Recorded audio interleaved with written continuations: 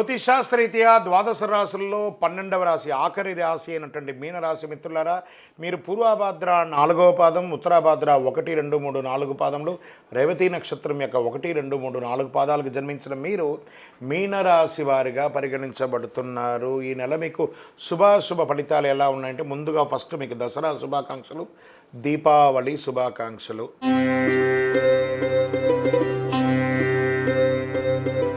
ప్రియమైనటువంటి మీనరాశి మిత్రులారా, మీకు అనుకూలాలు ఎక్కువ ఉన్నాయని చెప్పచ్చు. ఈ నెల అనుకున్న పనులు అనుకున్నట్టుగా జరుగుతాయి.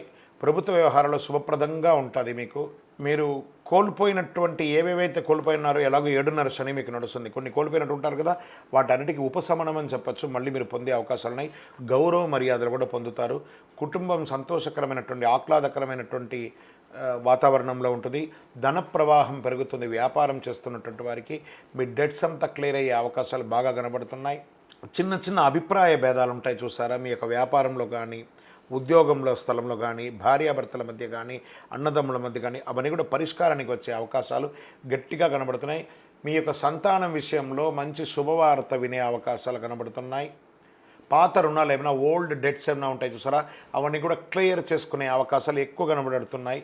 మీ సహ ఉద్యోగుల యొక్క సహకారం చాలా ఉంటుంది. ఉద్యోగస్తులకి మీరు కోరుకున్న చోటుకు ప్రమోషన్స్ ఉంటుంది. కానీ శని ప్రభావం కూడా ఉంది కాబట్టి అప్పుడప్పుడు మీ యొక్క నోటి యొక్క ఇబ్బంది ద్వారా ఇబ్బందులు పడే అవకాశం ఉన్నాయి.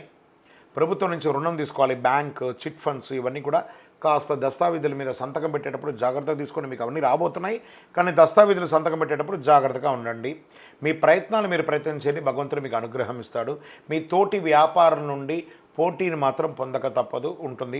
భాగస్వామి పక్షం, పార్ట్నర్షిప్లో కాస్త గొడవలు వస్తున్నాయి, జాగ్రత్తగా ఉండండి. ఉద్యోగం చేస్తున్నటువంటి స్త్రీలకు కూడా ఇది ఒక మంచి కాలం అని కూడా చెప్పచ్చు. ఇతరులు మాట్లాడేటప్పుడుగా ఓపిక ఉండండి. స్త్రీ పురుషులు ఎవరైనా కూడా వాళ్ళ మాట విని మీ యొక్క ప్రజెంటేషన్ ఇవ్వండి.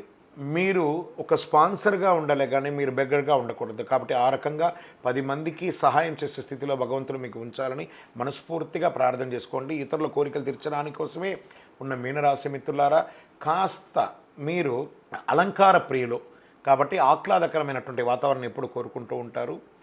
మీకు మంచి మంచి అవకాశాలు కూడా వస్తుంటాయి.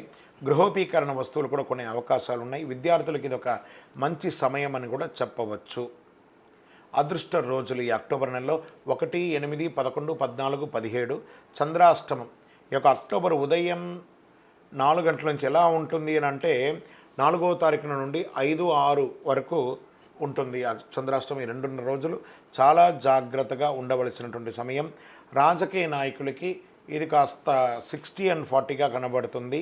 మీ యొక్క దస్తావేజులన్నీ కూడా జాగ్రత్త. షేర్ మార్కెట్ పర్వాలేదు. మీడియా రంగం వారికి మిశ్రమంగా కూడా చెప్పచ్చు. ఒక రకంగాను పరిహారం, మీకు లక్కీ నెంబర్ అని చెప్తే నెంబర్ 1 అనేది మీకు చాలా కలిసి వస్తుంది.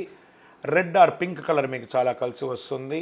శివాలయంలోకి వెళ్ళి దీపం వెలిగించండి. ఎలాగో దీపావళి వస్తుంది కదా, మీ వయసు ఎంత ఉందో అన్ని దీపాలు వెలిగించండి. పేదవాళ్ళకి ఆహారం, ఆకలి అన్నవారికి ఆహారం ఇవ్వండి. అష్టమి నాడు భైరవుని ప్రార్థించండి. అతి శక్తివంతమైనటువంటి కరుంగాళి మాలను ధరించండి. ఆరోగ్యపరంగా బాగుంటారు. గ్రహదోషం తొలగి ఉంటుంది. అన్ని రకాలుగా మేలుకు జరుగుతుంది. మీ యొక్క వ్యక్తిగత జాతకం తెలుసుకోవాలనుకుంటే కింద కనబడుతున్నటువంటి నెంబర్కి మీ యొక్క date of birth, time of birth, place of birth WhatsApp చేయండి. ద్వాదశ రాశులు అన్నిటికీ మీరందరూ కూడా ఆయుర ఆరోగ్య ఐశ్వర్య భోగభాగ్యాలతో ఉండాలని అఖిలాండ కోటి బ్రహ్మాండ నాయకుడు శ్రీ ధర్మశాస్త్ర అయ్యప్ప స్వామి వారి యొక్క 18 అవతారముల దేవాలయం తిరుపతిలో జీవకోణలో ఉన్నటువంటి ఆ జీవశాస్త్ర స్వామి వారిని దర్శించండి. మీకోసం మేము ప్రార్థన చేస్తుంటాం.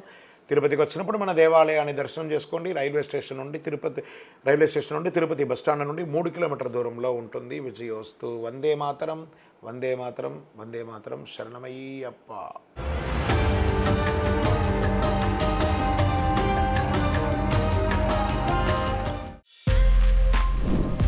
For more videos like this, subscribe Big TV channel.